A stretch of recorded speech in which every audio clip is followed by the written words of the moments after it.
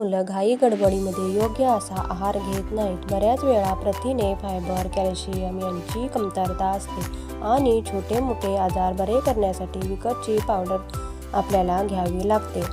आज आपण उपलब्ध साहित्यामध्ये 1000-2000 न खर्च करता घरातल्या साहित्य तयार करणार आहोत.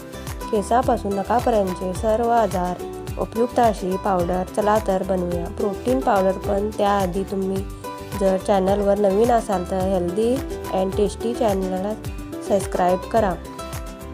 त्यासाठी 1 कप बदाम, 1 कप भाजलेले फुटाणे, 1 कप भाजलेले शेंगदाणे, 1 कप काजू, 1 कप अक्रोड आणि अर्धा कप पिस्ता घ्या. 2 कप मखाने घ्या म्हणजे कमळाच्या बिया.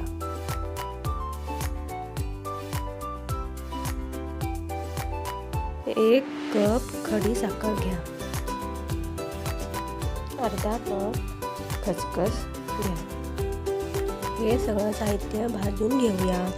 सगळे ड्रायफ्रूट 5 ते 6 मिनिटं मंद आचेवर भाजून घ्यायचे आहेत. जास्त वेळ भाजल्याने रंग बदलेल व चवही बदलेल व खायला चांगले लागणार नाही.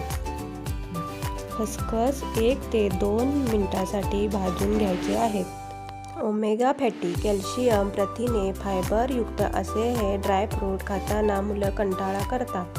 पण हीच जर पावडर 1 ग्लास दुधामध्ये 1 चमचा घालून दिली तर मुलंही आवडीने पितील.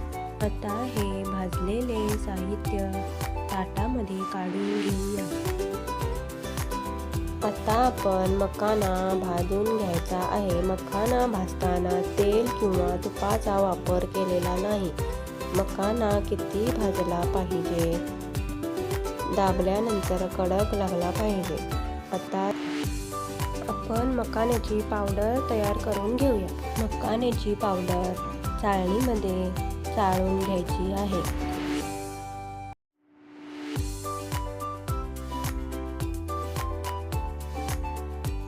ड्रायफ्रूट थंड झाले आहेत. आता थोडे थोडे ड्रायफ्रूट मिक्सरमध्ये घालायचे आहेत आणि दळायचे आहेत आणि मिक्सर चालू बंद करून मगच त्याची पावडर तयार करायची आहे.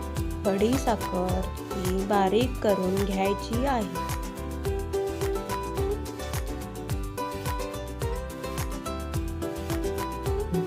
खडी साखरेमुळे थकवा दूर होतो, उष्णता कमी होते. ड्रायफ्रूट उष्ण असतात, त्यांना बॅलेन्स करण्यासाठी यामध्ये खडी साखर घातली आहे.